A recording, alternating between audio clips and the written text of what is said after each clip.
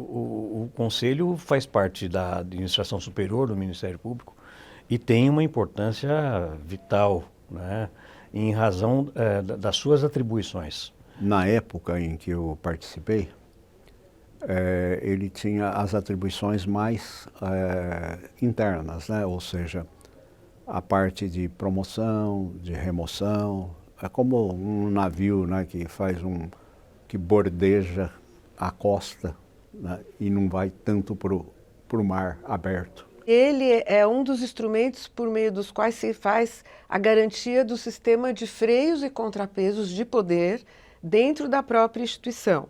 Porque ao Conselho também cabe, vamos dizer, como se fosse uma divisão de atribuições com os demais órgãos. O Conselho é a alma do promotor, né? Porque você, além de você trabalhar, você faz a revisão dos inquéritos civis, né? Que é muito importante, e a movimentação na carreira, né? E algumas autorizações, né, de afastamento. E tem a característica de ser um órgão onde os membros são eleitos. Você se sente legitimado, mas também comprometido quando você é eleito. Você tem pessoas para quem você tem que dar uma satisfação, né? E isso faz com que a atuação da gente seja focada, seja preocupada e seja decisiva em muitos aspectos. O Conselho funciona como uma engrenagem mesmo, né? Todos os setores juntos é o que faz o Conselho Superior, né? Por exemplo, nós temos o setor, eu ainda falo que eu tenho, né? Eu não desligo disso, né? Nós temos o setor de expediente de protocolados, temos o setor administrativo, aí temos os promotores assessores e os analistas que auxiliam nessa análise dos inquéritos civis. Tudo funciona harmoniosamente para poder dar o andamento necessário aos trabalhos do Conselho, visando sempre o interesse público e o cuidado com a res pública, né? E a movimentação da carreira, você mexe com sonho, né? Então, por isso que eu achava, que eu gostei também de trabalhar. Porque não só a carreira profissional do colega, do promotor, mas também o sonho dele mudar para uma cidade melhor, de proporcionar uma escola melhor para os filhos, né? Ou voltar para uma cidade que a mulher trabalhava. Enfim, você trabalha com a vida pessoal do promotor, né? E quando você consegue, né, conciliar, o retorno é muito bacana, é muito importante, né? E já nessa época, o critério de antiguidade já era muito forte, prevalecia na maioria imensa dos casos. Raramente alguém conseguia ser promovido ultrapassando outros colegas de classe. Naquela época já se firmara esse entendimento. E a grande vantagem que eu tive, por exemplo, foi conhecer quanta gente, através do Conselho, né, que vinha pedir conselho, pedia conversar, 1985, 86, 1990. Primeira recordação maravilhosa é a campanha. Rodar pelo estado, estar com os colegas. É dificílimo, você sai daqui, vai para Araçatuba, Rio Preto, andamos 9.000 quilômetros. Mas foi muito bom, muito bom. E também lá dentro do Conselho éramos 2 mulheres na minha época, eu e a doutora Ana Maria. E foi uma composição assim, muito amistosa para mim e para ela, eu realmente não tenho queixa. Nós convivemos bem e tal, mas havia ainda muito essa questão da representatividade feminina. Hoje nós vemos 5 mulheres no Conselho e naquela época, há não tanto tempo atrás, 2012, 2013, eu era a única. E então eu passei esses 2 anos convivendo, né? Foi uma convivência muito boa, muito harmônica, muito profícua. Eu me lembro de discussões nas sessões acaloradíssimas, que é bom para a sociedade, porque quanto mais pessoas ali analisando o mesmo problema, maiores chances ainda de o problema ter uma boa solução para a sociedade. Quando eu entrei, eu lembro que eram 12 processos a reunião, processos físicos, né? E no final era mais de 1.000 processos físicos na reunião, até antes da pandemia. Então a gente pegou uma época da sala cheia, sempre cheia de processos físicos, e a gente tinha uma organização que sempre a gente sabia onde estava determinado processo, quando tinha que atender o balcão. Quando eu cheguei na secretaria, Os cargos que eram colocados em concurso eram anunciados pelo Diário Oficial e todos os interessados se inscreviam. Era aberta uma pasta para cada cargo e cada requerimento tinha que ir para aquela pasta.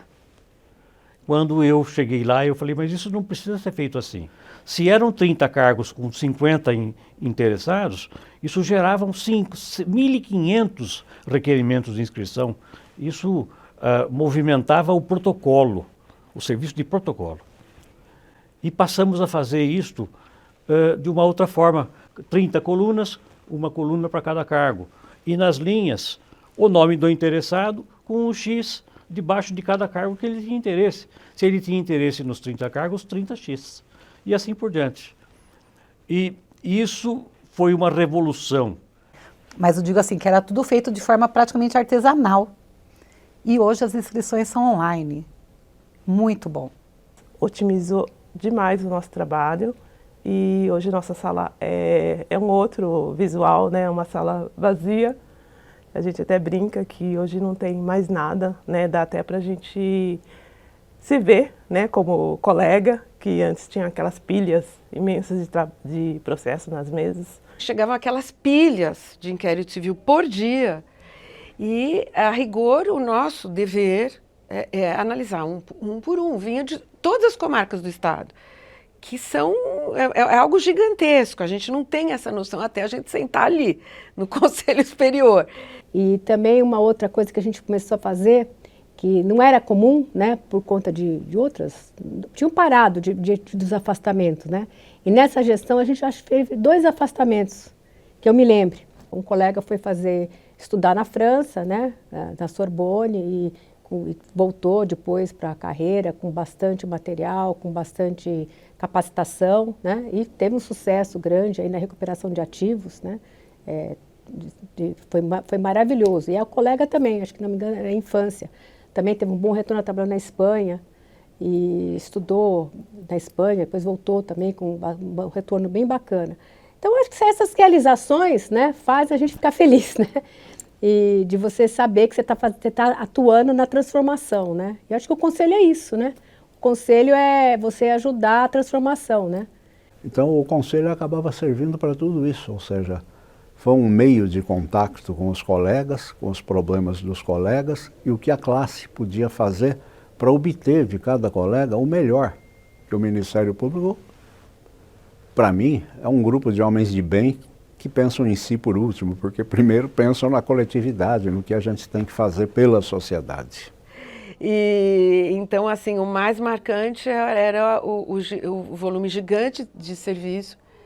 E para dar conta de tudo aquilo, a gente tinha que ter muito gás, muita energia pessoal, para a qualidade não cair, né? E que era o mais importante, né? Era analisar de verdade cada inquérito civil e dar para aquele interesse ali que, né, não é um monte de papel, tem pessoas atrás daquilo que podem estar sofrendo a melhor solução possível. Antigamente o Ministério Público era visto muito como a vitrine principal, era o júri, julgamento de júri. E hoje o Ministério Público vem desenvolvendo um trabalho social extraordinário em todas as áreas, né? Então eu acho que no futuro o Conselho Superior não pode esquecer da nova configuração do Ministério Público, que é essa importância que ele tem, voltado para as áreas sociais, que é mais próxima do povo. O que é mais importante para mim é o valor assim, que eu levo disso tudo, sabe? As amizades verdadeiras que fiz, os conselheiros, cada biênio que muda, a gente aprende coisas novas, né? É interessante porque o trabalho é o mesmo, a legislação é a mesma, as regras são as mesmas, mas o lidar, né? O lidar com as pessoas, a forma de demandar de cada secretário, de cada membro do conselho, é diferente. E eu sempre digo que eu aprendi com os erros, sabe? Quando eu errava alguma coisa, eu guardava aquilo e nunca mais tornava a cometer os mesmos erros. foi muito importante no meu amadurecimento como pessoa. E isso valeu depois para mim também, na minha experiência posterior no Tribunal de Alçada e de Justiça. E apesar do imenso ritmo de trabalho e da responsabilidade, nós sempre fizemos muita amizade, né? Sempre teve um clima de muita amizade, né? E a gente foi levando para a vida, né? As festinhas, convites para as festinhas dos filhos, foram nascendo filhos. Hoje em dia tem até servidor que tem netos, né? E vai criando uma amizade que a gente está levando para a vida. Eu quero deixar minha gratidão ao meu irmão Romeu. Ele é uma pessoa extremamente querida para mim. Ele morreu em 2017, mas ele entrou um ano antes do que eu na carreira. E era uma pessoa muito próxima, amigo, né? Nós dois muito próximos. Então quero deixar registrada a minha gratidão a esse irmão muito querido que eu tive. Sou muito grato. Eu me sinto muito honrada, né, de poder participar desses 85 anos do Conselho, né, contribuindo com o meu trabalho. E foi uma vitória, assim. E uma honra servir também a esse aniversariante octogenário.